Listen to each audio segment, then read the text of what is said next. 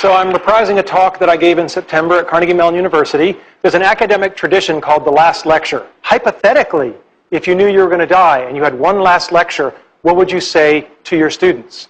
Well, for me, there's an elephant in the room. And the elephant in the room is that for me, it wasn't hypothetical. I've been fighting pancreatic cancer. It has now come back after surgery, chemotherapy, and radiation. And the doctors tell me there's nothing more to do and I have months to live. These are my most recent CT scans. The pancreatic cancer has spread to my liver. There are approximately a dozen tumors. I don't like this. I have 3 little kids. Let's be clear. This stinks. But I can't do anything about the fact that I'm going to die. I'm pursuing medical treatments, but I pretty much know how this movie's going to end.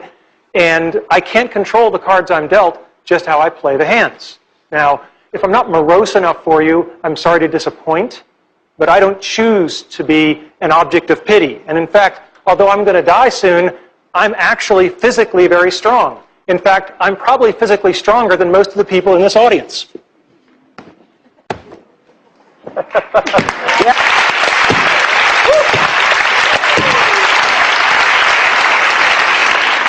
So, today's talk is not about death.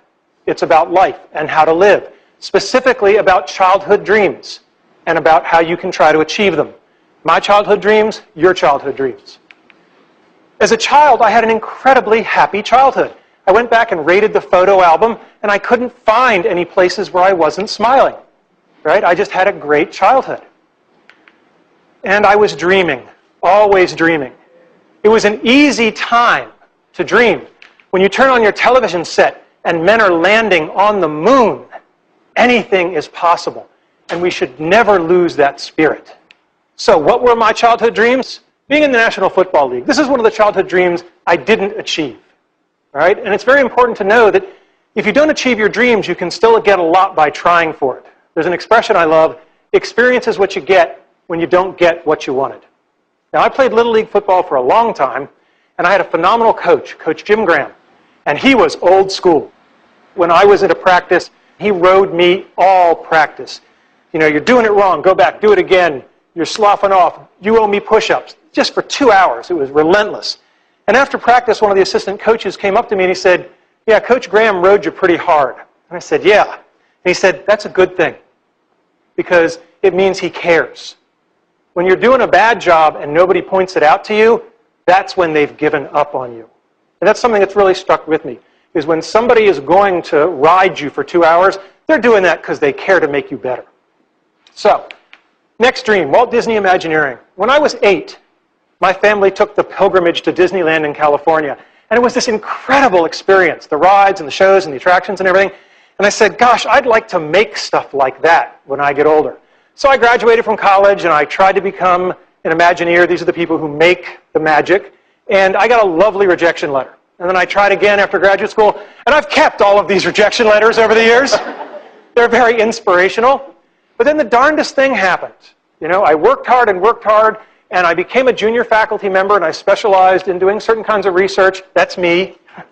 And I developed a skill that was valuable to Disney, and I got a chance to go there, and I was part of an Imagineering team, and we worked on something called Aladdin's Magic Carpet Ride. And it was incredibly cool. However, it took me over 15 years to do it, and lots of tries. And what I learned from that is that the brick walls that are in our way are there for a reason. They are not there to keep us out. They are there to give us a way to show how much we want it. If you're going to have childhood dreams, I recommend you have good parents. I lucked out. I have great parents. This is my mother on her 70th birthday. I am the blur in the back. I have just been lapped. This is my father on his 80th birthday. There is this notion of have fun all the time. Have a sense of fun and wonder. That should never go away. All right? My dad, what an incredible guy. He fought in World War II. He was clearly part of the greatest generation. Sadly, my dad passed away a little over a year ago. And when my mother was going through his things, that was when she discovered that in World War II, he was awarded the Bronze Star for Valor.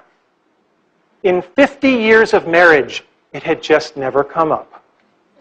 There's a real lesson in humility that I can learn from my father there. Now, my mother. Mothers are people who love you even when you pull their hair. And this was the kind of relationship I had with my mother. And my mother, speaking of humility, was always there to keep me in check. When I was going through graduate school and I was taking really hard examinations, I was home pretty much complaining and whining about how hard these PhD tests were. And she just patted my arm and she said, "We know how you feel. Just remember that when your father was your age, he was fighting the Germans in World War II."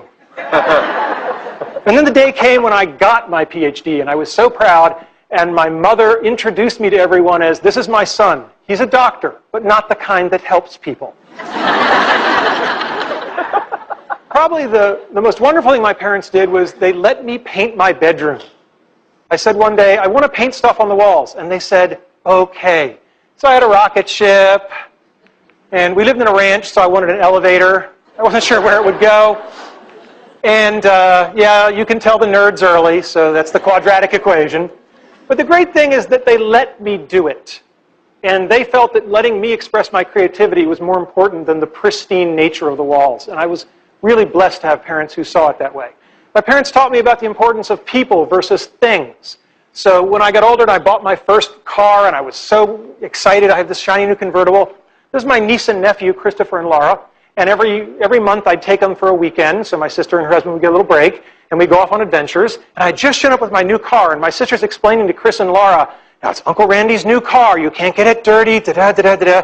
And they're just cracking up laughing, because over her shoulder, I'm casually opening a can of soda and just emptying it on the back seat. And they come running over. My sister says, "What are you doing?" I said, "It's a thing. It's just a thing." And I'm really glad I did that, because at the end of the weekend, as I was driving them home, little Chris, who was about 8 at the time, had the flu, and he threw up all over the back seat of my car. And I don't care how much value you get out of owning a nice, shiny, pristine thing. It's not as good as I felt knowing that I made an 8-year-old boy not feel guilty just because he'd had the flu. Next thing, you better decide early on if you're a Tigger or an Eeyore. Tiggers are energetic, they're optimistic, they're curious, they're enthusiastic, and they have fun. And never, ever underestimate the importance of having fun. I am dying soon, and I am choosing to have fun today, tomorrow, and every other day I have left. If you want to achieve your dreams, you better work and play well with others, and that means you better live with integrity. Simple advice that you'll find hard to follow, just tell the truth. Second thing, when you screw up, apologize. There are a lot of bad apologies in America. A good apology has 3 parts. I'm sorry. It was my fault. How do I make it right? Most people skip that 3rd part. That's how you can tell sincerity. The last thing is that we all have people that we don't like, that have done things we don't like, and what I have found is no one is pure evil. If you wait long enough, they will show you their good side. You can't make them do it in a hurry, but you can be patient. Show gratitude. When I got tenure as a young faculty member, there were about 15 young kids who'd been working in my research lab. I took them all down to Disney World for a week on my nickel. And one of my colleagues said, "This must have cost you an arm and a leg. How could you do it?" I said, "These kids just worked day and night for years so that I could get the best job in the world for life. How could I not do it?" I mean, gratitude is a very simple thing, and it's a very powerful thing. And lastly, I don't think complaining and whining really solves the problem. This is Jackie Robinson, first black major leaguer, had it in his contract not to complain if people spit on him. All right? Now, I don't care if you're Jackie Robinson or if you're a guy like me who's only got a couple of months to live. You can choose to take your finite time and energy and effort, and you can spend it complaining, or you can spend it playing the game hard, which is probably going to be more helpful to you in the long run. Now, I told you this is part of the lecture series at Carnegie Mellon University, and it's important for you to know why I gave the talk. Okay? The talk isn't just about how to achieve your childhood dreams. It's much broader than that. It's about how to live your life.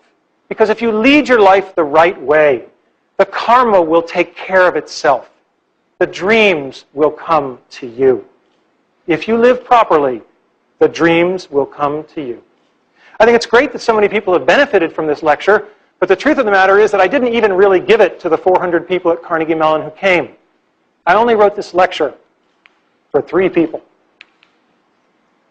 And when they're older, they'll watch it. Thank you.